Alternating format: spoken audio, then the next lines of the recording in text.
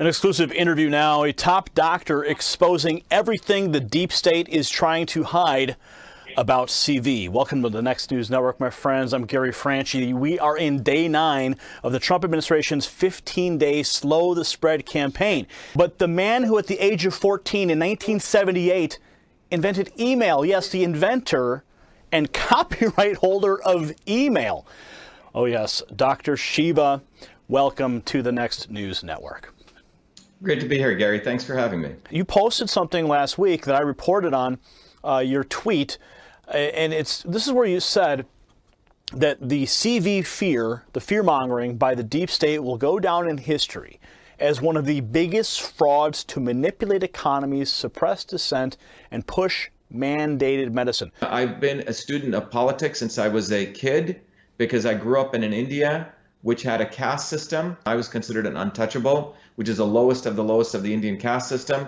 The medical system we're moving towards is a top-down system, totally controlled by big pharma, big ag, and big vaccine manufacturers.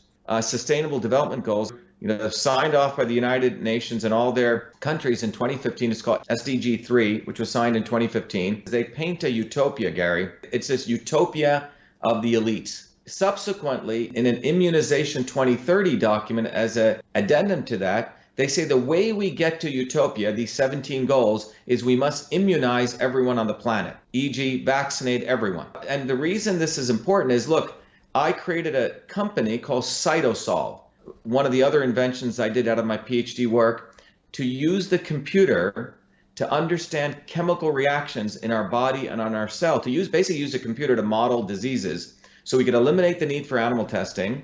So Cytosolve is this amazing invention which allows me to do in a different way what my grandmother did intuitively, which is to understand the combinations and mixtures of chemicals to figure out medicines from food and natural products faster, cheaper, and safer. When I built that, I said, wow, pharma guys would want to use this because it takes them 15 years to build a drug, $5 billion. And I don't know if you know this, the pharma industry is in peril right now. They're not making any money, really any money from pharmaceutical drugs because lots and lots of investment in R&D, and they're getting less and less new drugs allowed by the FDA because of their toxicity. So what pharma companies have moved to is vaccines. The 1986, the Vaccine Court was created.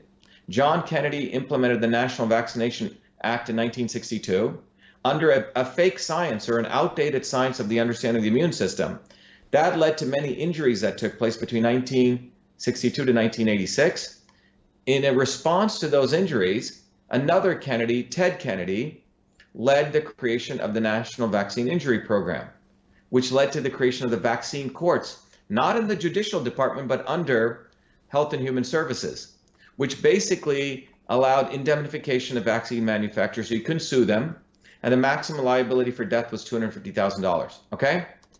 And so we're in a situation now that for pharma companies, vaccines are pure profit, no liability, no risk, they can't get sued. When I came into looking at the one-size-fits-all vaccine program, there were other activists in this field, and frankly, many of them were controlled opposition.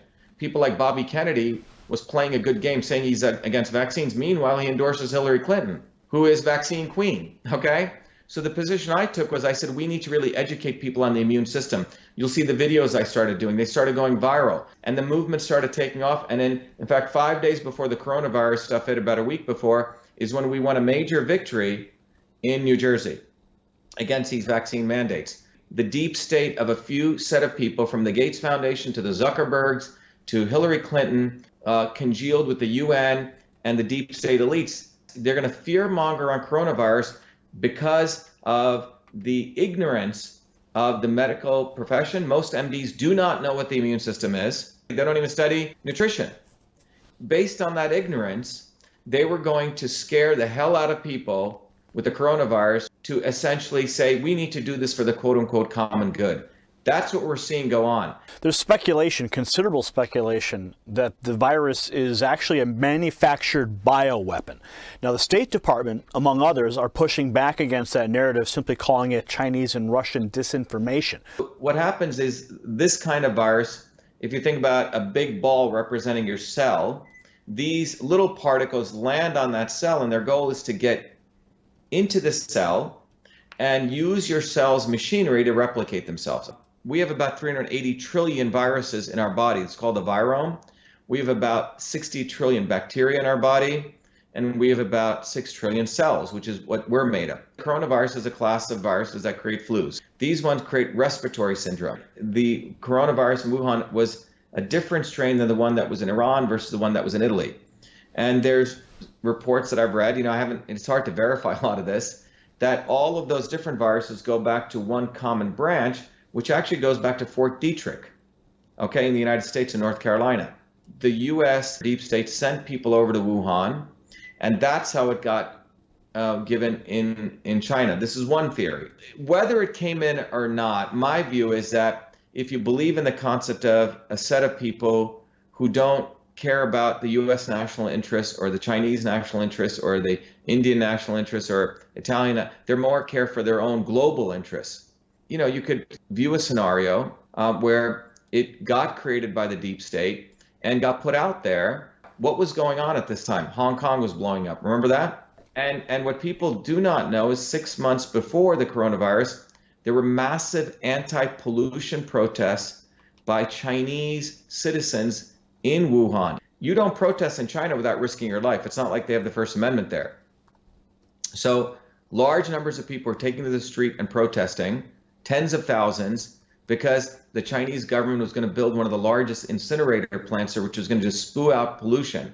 And the people in China, the everyday people, really care about their health, and there have been pollution protests since 2007, extremely growing, and then you don't hear any news about it. You see Hong Kong completely disappear, serves the globalists. When you're a student of politics and a student of medicine, you start seeing these connections. Of the 30 vaccines recommended by the CDC for young kids, not one of them has been a saline placebo control tested. And in fact, the one that they said they did a test on the HPV Gardasil vaccine, it was a fraudulent test. That doesn't surprise me. So what do you think is going to happen with this vaccine? Do you think they're going to roll it out? Do you think they're going to mandate it like they just passed that law in Denmark? What they're saying is there's this boogeyman called the virus, and you need the vaccine to help you stop that, okay? Boogeyman, savior. Savior's Bill Gates, Clinton Global Initiative, etc., Big Pharma. If you actually understood the immune system, it's laughable. The reality is the immune system has evolved over billions of years. We grew up in bacteria and viruses. We're supposed to play out in dirt. That's how the immune system gets turned on. So what happens is it's people who have immunocompromised immune systems, which means their immune systems are not firing on all cylinders. So imagine you have 3 cylinders, it's only firing on 2. You know what happens? The third cylinder has to take up all the effort, right? Well, that third cylinder in immunology is called cytokines. It fires so hard that it overreacts. And it starts not only attacking the virus surface, but also starts attacking your own tissue. So it's your own body attacks itself because of a weakened and dysfunctional immune system. Well, how do you get a weakened and dysfunctional immune system? Eat sugar all day. Eat a diet that's no longer has any vitamin D and nutrients. And that's why I wrote that letter to the President of the United States. This is really about immune health. This is the fact that we don't get enough vitamin D, we don't get enough vitamin A, we don't get enough vitamin C. I mean, there's other things, but we can focus on those 3 things. In Chad, in African country of Chad and Djibouti, there's only been 1 COVID case and no deaths. Why is that? Well, because people live probably lives that we should probably think about living. They're out in the sun. They're, digging up roots. We may consider these people third world. So the solution is pretty simple. At least get out in the sun. If you can't do that, you got to boost up on vitamin D, vitamin D, vitamin D. We're not getting sun. We're not getting fruits and vegetables. A depleted culture for 25 years. Monsanto, those pesticides affect the gut microbiome, which throw our gut off. And then we're eating high sugars. I mean, it's a recipe for death. But we're not addressing that. We're like hyping up this virus. And what is the result? You have people hiding out in homes, people getting ready to accept fascism, not addressing the fundamental issue, which is immune health. I'm envisioning a time where we're going to see the same thing. Coronavirus vaccine is free for everyone today, right? So that's, I think, a future. Well, it's going to be even more. It's going to even be more unfortunate than that. It'll be, oh, Gary, your driver's license is coming up for renewal. Did you get all your vaccines? You can't travel. Hey, you can't take the train or the bus. Hey, you can't go to the gym. You can't go here. This is where this is headed. A gym will say, well, we can't allow you in here Gary. We don't want to harm all of our other people, right? Do you remember when, who was it? Michael Jordan played with the flu. People are like, wow, look at Michael. He's playing there with the flu. He's strong, right? This entire thing is a master setup. It's chess move after chess move. And it's brought to you by Anthony Fauci.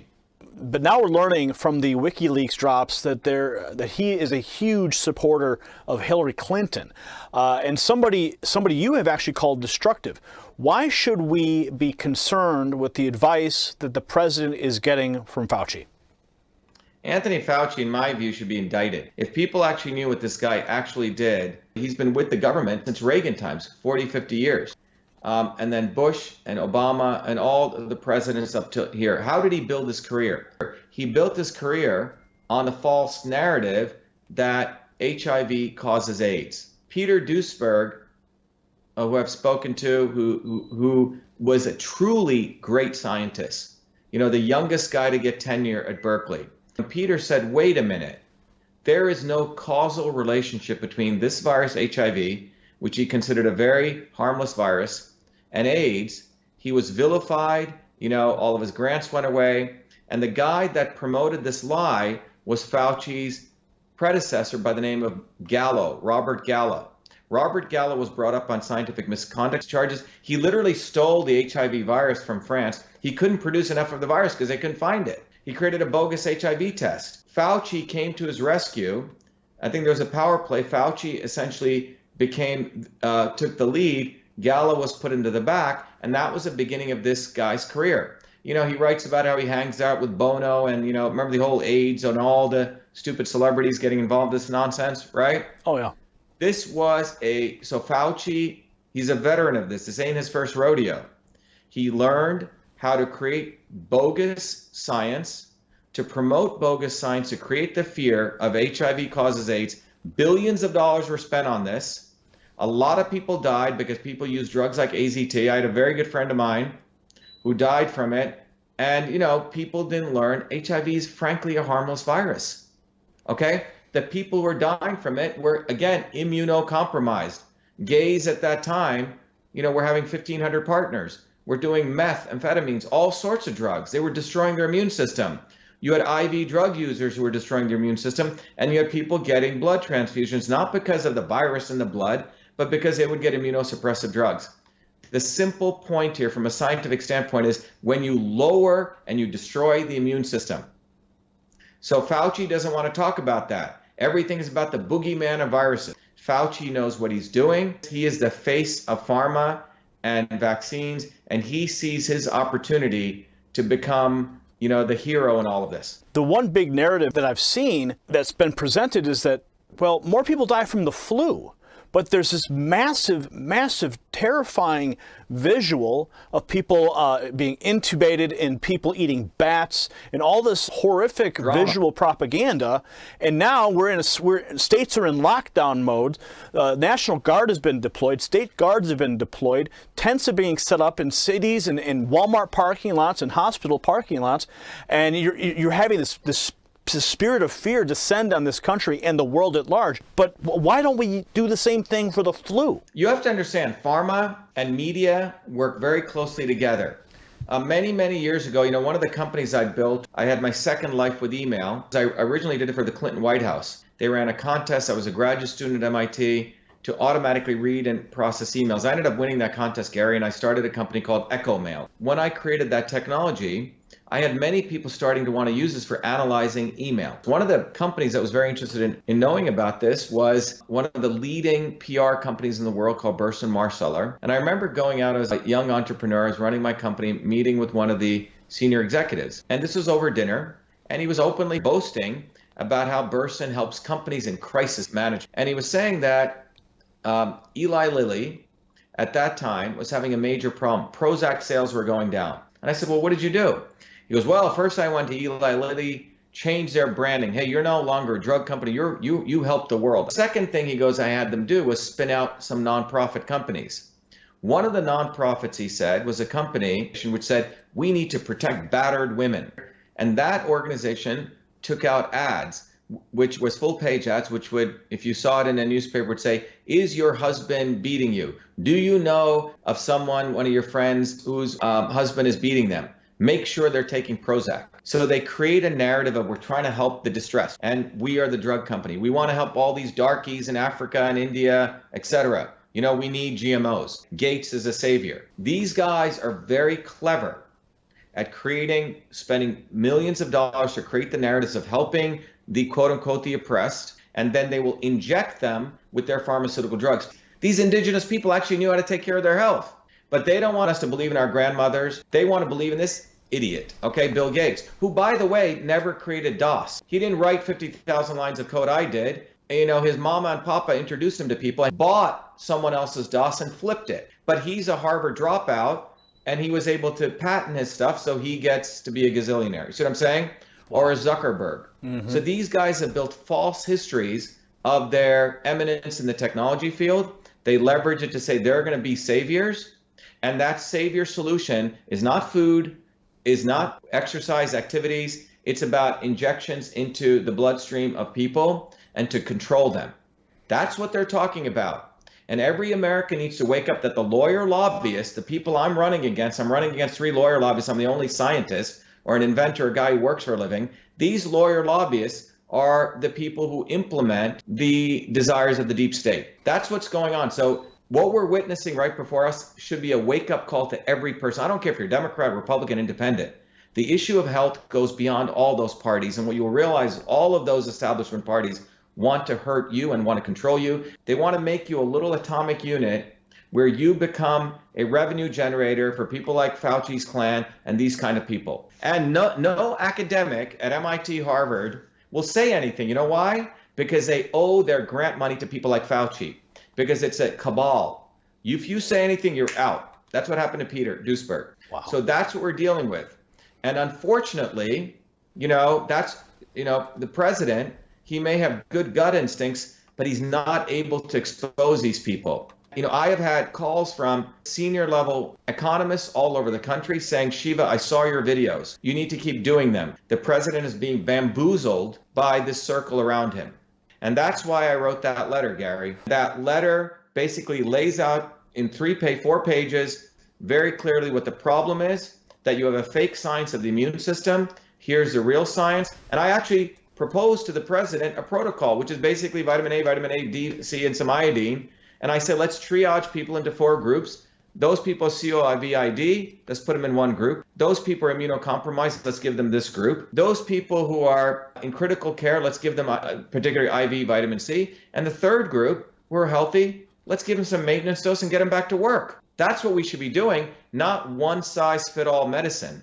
This is treat everyone like they're basically part of the, some deep state party, right? We're just minions. And in fact, in 2003, when I went back to MIT to pursue my PhD, MIT created a new department called biological engineering, which I was one of the first early graduates. And one of the tenets at that time was personalized medicine, the right medicine for the right person at the right time. So people like Fauci aren't even practicing modern medicine. He's practicing outdated fake science medicine. It's criminal. Now, you're currently running for Senate in Massachusetts as a Republican against Ed Markey. Massachusetts is really the epicenter of the deep state. That's what Massachusetts is. It's not Washington, D.C. If you actually take the deep state and you put a microscope, you go to 100x and you go deeper and deeper zoom, then you start seeing the swamp scum. And then if you go deeper, you find out the connective tissue of the swamp scum is a bunch of lawyers and lobbyists. And that swamp scum comes in a 1-mile radius between MIT and Harvard, all of them. Our election for U.S. Senate is no longer a U.S. Senate race for Massachusetts. We have so many volunteers coming from below, a lot of mothers, women, and as well as from outside of Massachusetts, because they see this as an election for truth, freedom, and health. They want one of them fighting for them, a working class kid who worked his butt off. I'm running against 3 potential guys, right? Markey, who's been in Congress for 50 years. People should start asking, what can you make? Can you make a piece of software? Can you build a bridge? Do you know how to fix nothing? Because they were afraid that I would beat him, they ran another dope, Joe Kennedy. Again, a nice, guy who's a liberal aristocrat. $70,000 private schools for high school, gets into Harvard Law School, gets a nice DA job on the Cape where he can hang out with his family, hang out in the sun. And now he believes this is his inheritance, already has $50 million in inheritance, and God knows how he made that, right? He didn't. Everything I've earned, everything you've earned, most of us earn money for a living, right? These guys have no skills, nothing. And then when they knew that I'd probably beat him, Gary, they decided to run in some other moronic lawyer who's got like 100 Twitter followers in the GOP establishment. But the bottom line is this election in Massachusetts is really going to be the dialectic that represents what's going on in this country. Producers versus parasites. That's what we're looking at. Do we want to vote for producers, people who make stuff, or do we want to continue voting for parasites? And especially in a time of crisis like this, who do we want helping us? Look at who Trump's surrounded with. He's surrounded with vipers right now, total vipers. There are really three forces in any political situation.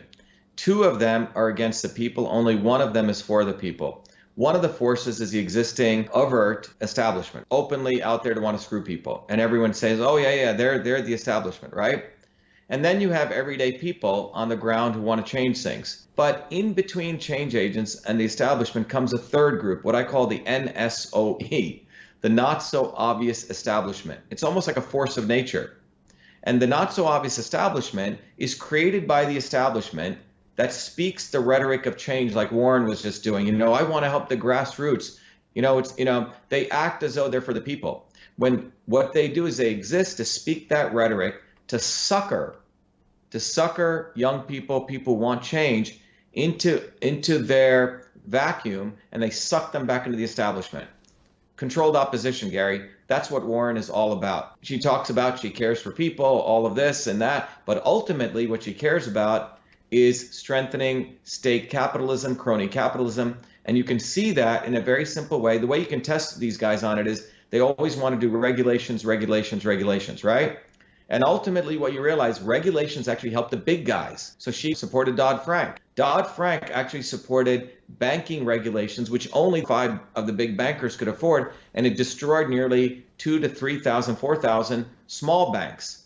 What made America great, and hopefully will continue to, is the small banks. We have 12,000 small banks. You want to get a loan, you build a relationship with your local banker. You don't have to go to a behemoth bank like in other countries. So Elizabeth Warren's policy of regulatory policies help the big guys. Mark Zuckerberg right now wants to be regulated. You know why? Because he can keep out smaller Facebooks out because only he can be able to afford regulatory policies. So it's a backhanded way of supporting the establishment. They always speak about regulations as though that's going to help everyday people. What it does, it actually increases cost, and it's a way to keep out the small guys. Well, let's talk about some of the things Elizabeth Warren and the rest of the Democrats believe need to be included in this CV relief bill. Okay, the first one, rather shocking. I mean, the laundry list that they've included is, it's ridiculous. No voter ID to get a ballot. An anonymous ballot harvesting. How does this correlate to the pandemic, and how would this affect your campaign, your race? Well, I think there's another provision in the bill also for going cashless, right? To creating a digital cash for the... Creating a digital currency, a digital US dollar. That's another point as well. Yeah. Mm-hmm. What I believe is happening right now before our very eyes is the invisible enemy, quote unquote, coronavirus, is being exploited, and this is all very well planned to execute all the imperialist agenda of the deep state. So you want to eliminate all borders. That's what essentially eliminating voter ID, IDs is. I mean, I was shocked. I never voted in my life because I didn't care for electoral politics. When Trump ran was the first time I voted because I liked the fact that he was a disruptor and he was going after both parties. And I remember going to vote. They didn't even ask for my ID. I said, you don't need my ID? They go, nope. Total opportunity for cheating. These things like the cashless society, again, they're using the fact, oh my God, we don't want people passing viruses by touching cash, right? It's basically a pretext for essentially going to negative interest rates. They own our money. Nothing is tangible. Everything is tracked. Everything you use is monitored. It's basically the advance of top-down rule. The 5G issue, I've been asked, what do I think about from a health standpoint? I haven't had a chance to go into that, but I can tell you 5G is an opportunity to put cameras everywhere with AI, the same AI we gave to the Chinese to watch lip movements. so you can understand what people are saying. It's not a future of innovation. It's a future of using technology to head us into the dark ages. When you suppress free speech, you basically move to scientific consensus. There's no more scientific method, which means you actually have to do experiments and find the hard thing of what's actually taking place. With scientific consensus, you can create lies, and from which you can use to create a fake problem and a fake solution. Oh my God, CO2 is a pollutant. Fake problem. And you create a fake solution. We need to impose, carbon tax. Well, the real solution is we need to lower pollution. And the Paris Accords allows China to pollute, going from 11 billion carbon metric tons to 22. India gets to pollute. Fake problem. Oh my God, these viruses are going to kill us all. No, it's fake problem. The real problem is we have immunocompromised people. The real solution is how do we beef up the immune health of people? Well, that means we have to attack corruption, because these corrupt lawyer lobbies politicians are the ones who destroyed our air, water, and food. So they don't want to talk about that. They rather move this thing to control you, quarantine you, vaccinate you. This is a black and white choice. Do you want truth, freedom, and health, or do you want power, profit, and control? That's where we're at. And a lawyer and a lobbyist is not going to deliver that. I know that this interview is going to go viral, much like a lot of your other work has, because we've touched on so many points here that are critical to this very moment in American history. I mean, we've been going on for, I think, over 80 minutes now. This was supposed to be a 30-minute interview, but I'm really happy that we were able to give you a platform here to present these ideas. We're going to make this thing viral. Everyone watching right now, please make sure you go to the website. It's on the screen, shiva4senate.com. Dr. Shiva, before we go, do you have any final thoughts? If people want to understand everything I've talked about and to keep it simple, if you can take a piece of paper and draw a triangle. On the bottom left, put a little ball there and put freedom. On the top of it, put truth. And the bottom right, if you put health. Now, all of these things are connected. So let me explain. It is from freedom that we can unravel truth.